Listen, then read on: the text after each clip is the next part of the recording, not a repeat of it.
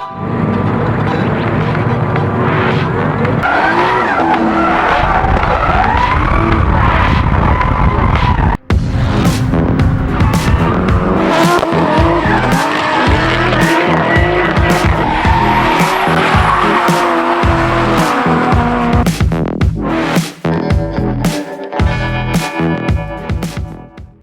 it going, everyone? Welcome back to the channel. Didn't think I was going to start it here, but I am down at Main Freight. You know what I'm up to. It's arrived. It was supposed to be delivered tomorrow. I couldn't wait. I came and picked it up myself. So excited. Now, unfortunately, I'd love to take this home right now, rip into it, and have a wee look-see, but typical fashion, I've got to go to work, so that'll wait for tonight. But I couldn't help myself but to record that and have my first look at it. Right, so finally made it home. Man, it took ages to finish work tonight. Not really, it just felt like it because I was just hanging out to get back here and open up this box. But enough mucking around, I'm just going to rip straight into it.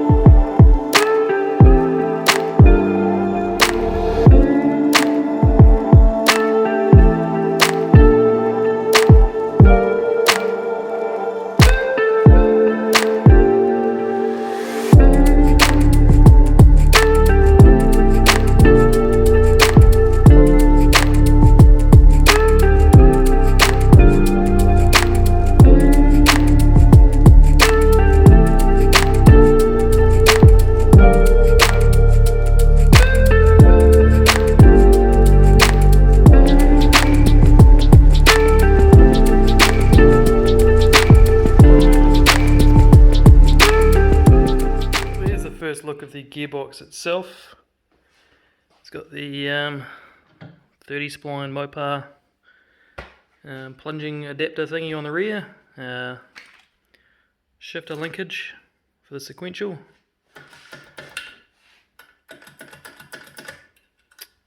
cable for activating reverse or neutral, gearbox cross member with some bushings already in it.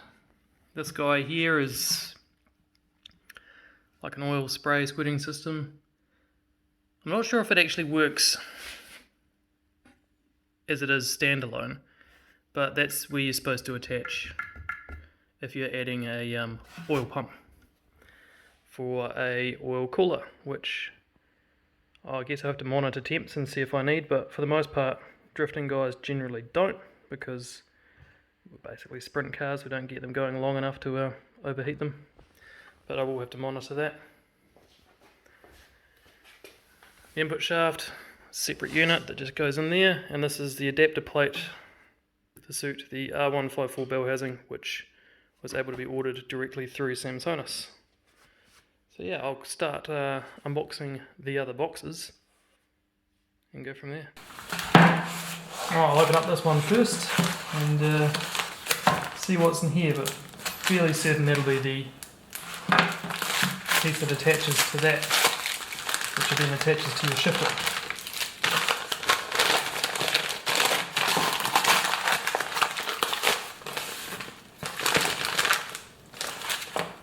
Which it is.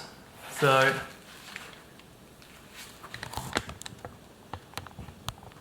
that you need to cut to length, and I think you're supposed to weld the jam nuts to there. So yeah, that's got to be cut to length to suit. That'll be facing that way more likely, to suit your shifter location where that needs to go up, and welded to the jam nut. So there's that.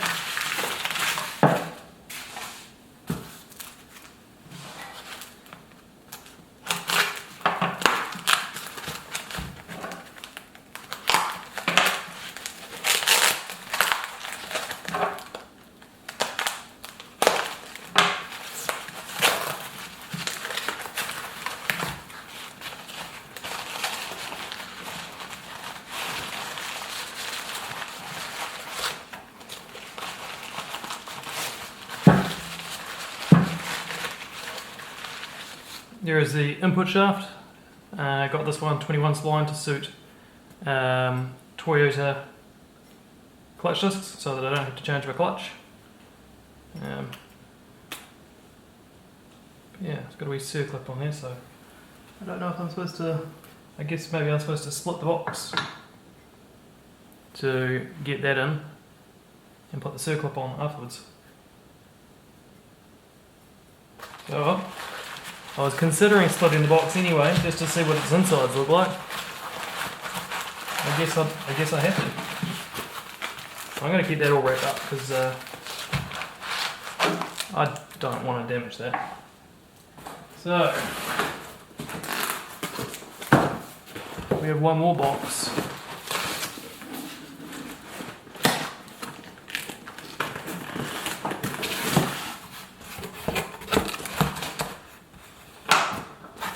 The all important instruction manuals and stickers. That'll be my nighttime reading tonight.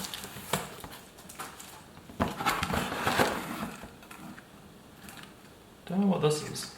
It's got the model number on there.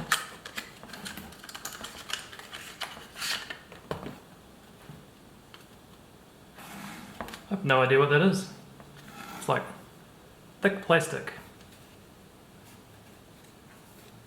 I really don't know. Like, am I now part of some Samsonas gentlemen's club in Europe that I've got a keycard entry to? I don't know. Or have they just made their business card enormous so you don't lose it? I have to do some research. Or if you know what it is, tell me what it is.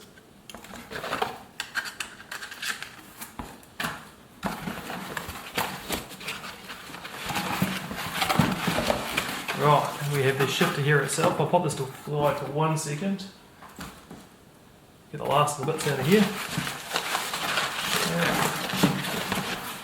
It's now empty. So we have, oh no, these will be the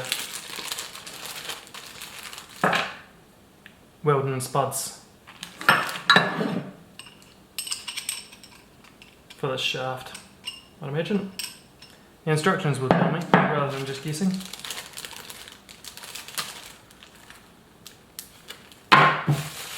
And what do we have here? This is, where's the opening? This is the sensor or strain gauge. So that actually goes in line with that too. There's a whole lot going on there. But basically that feels when you're putting pressure. Are you going to use wanting to shift? So that says to the ECU to do its ignition cut for your flat shift. And then down in here you can see the wiring is your gear position sensor, and that'll tell your ECU when you're in gear. So you can have, I guess, your closed loop where it's like cut because he's pulling the lever, and then continue cutting until this tells you it's in gear. So it should be a pretty good flat shift setup.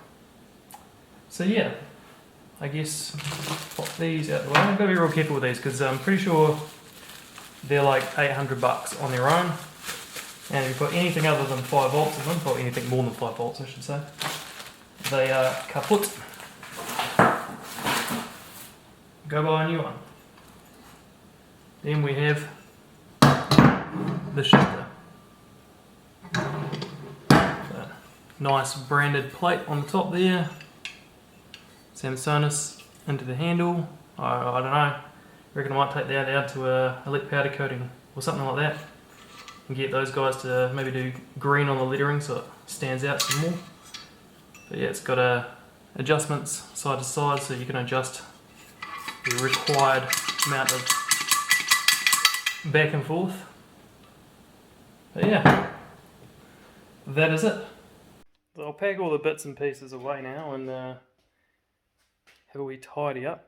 Then I'll quickly dummy fit my bell housing on so I can get a quick look at that, because some of you may remember that I had that powder coated in a nice sort of, what's that, candy apple green or something like that.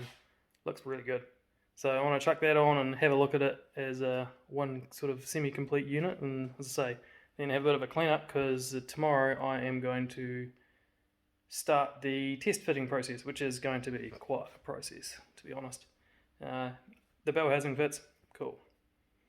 Other than that, got to use a dial gauge and make sure that the bell housing is correctly centered, make sure I don't need offset dowels or anything like that. Set up the hydraulic release bearing, and then obviously gearbox crossmember, measure of drive shaft, so that can get made. And yeah, lots of little jobs that are all going to add up, that all have to be done right. And then it's got to get tuned for the shift cut. Either way, it's been a long few months. It's finally here. I couldn't be happier. I hope it's worth it. I'm sure it will be. Just wait to see, hopefully see my face. That's the first time I'm banging gears. Okay, that looks sick. Look at that. Ho, ho, ho, ho. I am nard about doing that, because I'm like, no one's ever going to see this, because it's going to be under the car. But damn. That looks good. So I never actually went over the specs of this. So it is a 4-speed sequential, model number RWD-S4, presumably just rear-wheel drive sequential 4-speed. There is another model up, RS90 or something like that. This thing's already rated to like 1400 newton meters. I don't make anywhere near that, and I won't. It's just a 7M. But I'm still going to give it grief. Anyway, fingers crossed that things go together reasonably smoothly. There is going to be hiccups along the way, of course, custom fitting stuff. To my knowledge, this is the first Samsonas sequential in a Mark III Supra, especially behind a 7M. I don't know. If you know of someone else, let me know. I tried looking, I couldn't find any. There's a guy in Spain that used to run a Quaif sequential behind his 7M in his Mark III before he went twin turbo V8. But yeah, it wasn't Samsonas. But anyway, guys, thank you so much for watching, and make sure you subscribe, like, whatever, to be along for the journey to fit this into a Mark III Supra.